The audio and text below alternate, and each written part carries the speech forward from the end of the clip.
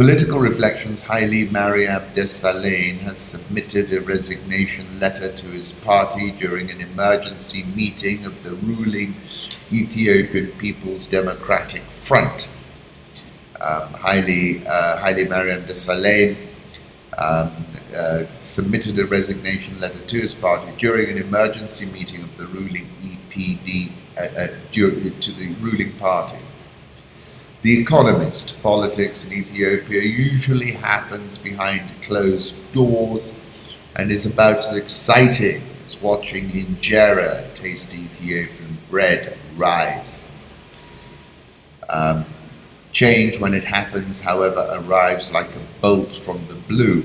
At the start of this year, the EPRDF stunned observers with an announcement that it would release and pardon many of the thousands of political prisoners it holds. But when it seemed that the government was dragging its feet, strikes and protests broke out this week across Oromia and Amhara, the country's most populous and mutinous regions.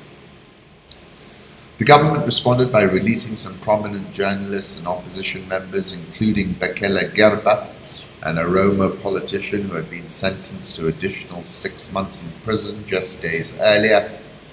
Then on February the 15th came the sudden resignation of Hailemariam Desalegn, the beleaguered Prime Minister and chairman of the EPRDF, who said he was stepping down because of the unrest and political crisis that have led to the loss of lives, and that he wished to be part of the solution. His departure has opened up a succession struggle within the coalition that has governed Ethiopia since it first seized power as a ragtag band of rebels in 1991.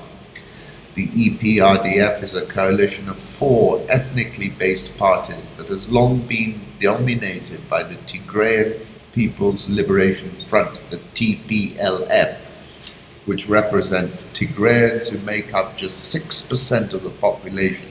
And this is the fundamental paradox at the heart of the Ethiopian political problem. Meles Zenawi, who was a towering figure, was able to hold it together. Desalegn can't. The TPLF's power is weakening. The Oromia People's Democratic Organization, which represents the largest ethnic group in the ruling coalition, was seen for years as a puppet of the TPLF.